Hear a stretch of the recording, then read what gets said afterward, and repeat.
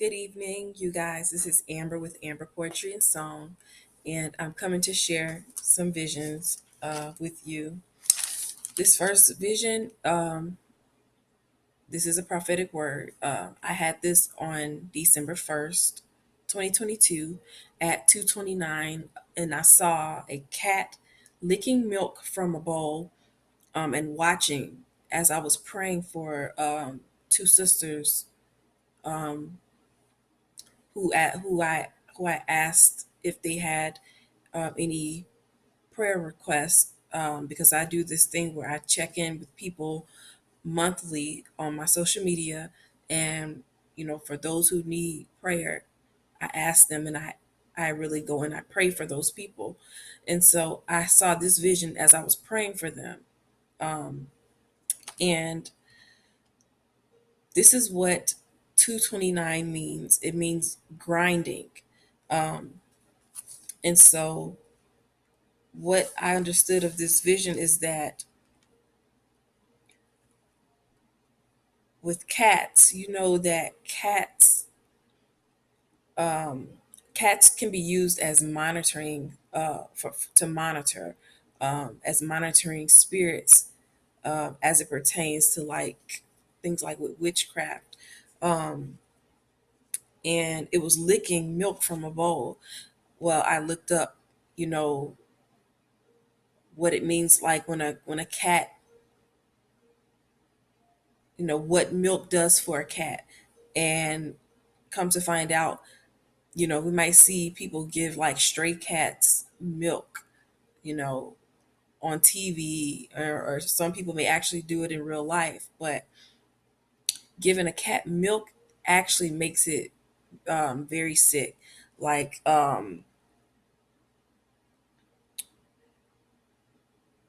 it does something to their stomach. It doesn't digest easily. It makes them sick, from what I found when I was researching that. And so what I understood with this is that there may be someone that's monitoring, not just me, others who are monitoring in like bitterness, because when cats drink milk, it upsets their stomach. It's you know it upsets their stomach, their digestion, and so sort of like it's bitter for them. So like someone could be watching, monitoring in bitterness, possibly like unforgiveness, resentment, something like that, or even in a sense of who do you think you are, as you do the things that you as a Christian is supposed to do when it comes to others, in the body of Christ, or just others, period, such as praying. I was praying for these people, but before I prayed for them, I asked, you know, if they had any prayer requests on my social media, and I I do this like on a regular basis, monthly, and it could be someone that's not doing those things, and they seeing those things, and the way that I guess people draw to you, and could be monitoring in bitterness, or it could be people in certain positions that feel like, who do you think you are, within the church, that is looking at it, watching, monitoring what I'm doing and others as it pertains to them, as this word pertains to them, that's actually, doing things for the Lord's kingdom, rather than just sitting back, and just going along. And so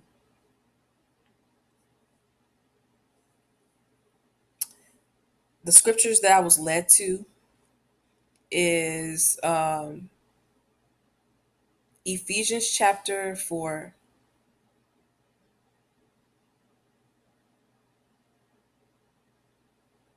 Yeah, Ephesians chapter 4, verse 29 through 32. So I'm going to read that. It says, "Let no corrupt communication proceed out of your mouth, but that which is good to the use of edifying, that it may minister grace unto the hearers. Um, and grieve not the Holy Spirit of God, whereby ye are sealed unto the day of redemption." And so I want to wait, I'm not going to stop. Verse 31 says, "Let all bitterness and wrath and anger and clamor and evil speaking be put away from you with all malice." I'm going to pause right there because bitterness can cause health problems. If bitterness and unforgiveness and resentment can cause health problems. Um, Things like anxiety and depression, PTSD, those things are a result of roots of bitterness.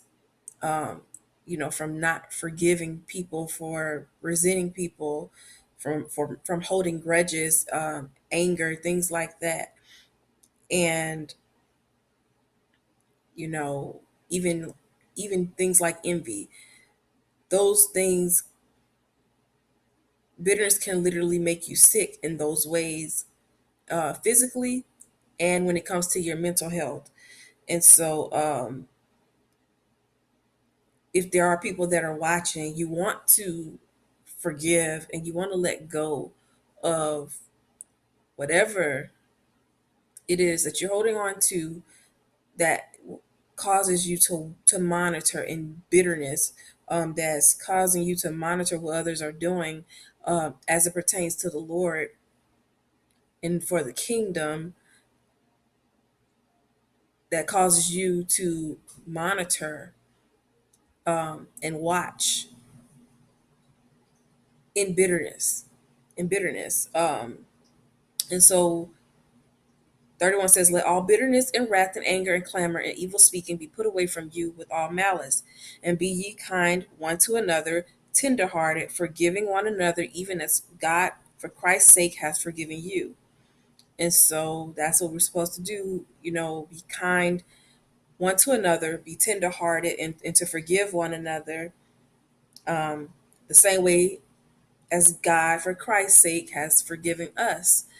And so you shouldn't be monitoring, what people are doing with a bitter heart. And if you are, then you need to deal with that root of bitterness, deal with what's causing you to feel, those ways, those emotions, those feelings, and uproot them, because it can literally make you sick, and it can get you cut off from God, if you don't purge those things, from out of you. And so the place I want to go, next, is Matthew chapter 24, because this is what we should be watchful for. Um, we shouldn't have time to monitor, people in ways where we're looking at them like with the evil eye, or uh, in bitterness, you know, in a "who do you think you are" type of way, or um, a way as to, you know you're doing this for others but you're not doing it for me. That's what the type of feeling I get from this as I think about it. um you know Maybe it's people that's not forgiving, something that we have done to them, or something that they haven't let go of, that's watching, monitoring, and it's in bitterness. But that bitterness is making you sick, or it's going to make you sick if you don't let it go. And so, like I said before, you want to forgive, you want to be kind, and we all have to be tenderhearted, forgiving to one another. Um, if somebody has wronged you, you go to them. Um, if you feel like that's what you need to do. But if not, then there should be no bitterness, no unforgiveness, no monitoring. If you don't feel like you need to approach that person, uh, there should be no reason for you to monitor them in bitterness, because it's going to make you sick. But this is what we should be doing. Matthew chapter 24, verse 41. But I'm going to start from verse 37. It says, "But as the days of Noah," this is about the signs of the end of this age. It says, "But as the days of Noah were, so shall also the coming of the Son of Man be. For as in the days that were before the flood, they were eating and drinking, marrying and giving in marriage until the day that Noah entered into the ark, and knew not until the flood came and took them all away, so shall also the coming of the Son of Man be. Then shall two be in the field, the one shall be taken and the other left. Two women shall be grinding at the mill." This is the verse that I really want to focus on. The one shall be taken and the other left. Those that are left are those people that are not being watchful in the way that they need to be watchful, as it pertains to the coming of the Lord. Um, they're partaking, in the things of the world, not paying attention to the signs around us that the Lord is going to return, as well as people who are harboring roots of bitterness and things like that, because you're so concerned with the wrong things to where it's making you sick, and it's causing you not to focus on what you actually need to be focusing on. And so verse 42 says, um, "Watch therefore, for ye know not what hour your Lord doth come." So this is what we need to be watching for, watching and praying. It says, "But know this, that if the goodman of the house had known in what watch the thief would come, he would have watched and would not have suffered his house to be broken up. Therefore be ye also ready, for in such an hour as you think not the Son of Man cometh." So in the hour that you are, be ready, because in the hour that you think he's not coming, that's when he's coming. When you're not paying attention, that's when he's coming. So you want to be watchful and paying attention, watching and praying, as it pertains to the signs of the end of this age. 45 says, "Who then is a faithful and wise servant, whom his Lord hath made ruler over his household, to give them meat in due season? Blessed is that servant whom his Lord, when he cometh, shall find so doing." It says, "Verily I say unto you, that he shall make him ruler over all his goods. But and if that evil servant shall say in his heart, My Lord delayeth his coming, and shall begin to smite his fellow servants, and to eat and drink with the drunken, the Lord of that servant shall come in a day when he looketh not for him, and in an hour that he is not aware of him. That he is not aware of, and shall cut him asunder, and appoint him his portion with the hypocrites. There shall be weeping and gnashing of teeth." And so,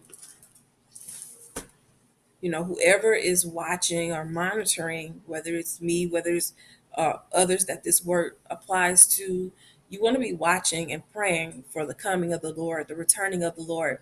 And you want to be watching and praying for your brothers and sisters, for others, the same way, as I said, I had this vision as I was praying for others, um, and how I ask people, I check in with people monthly, like a mental health check in.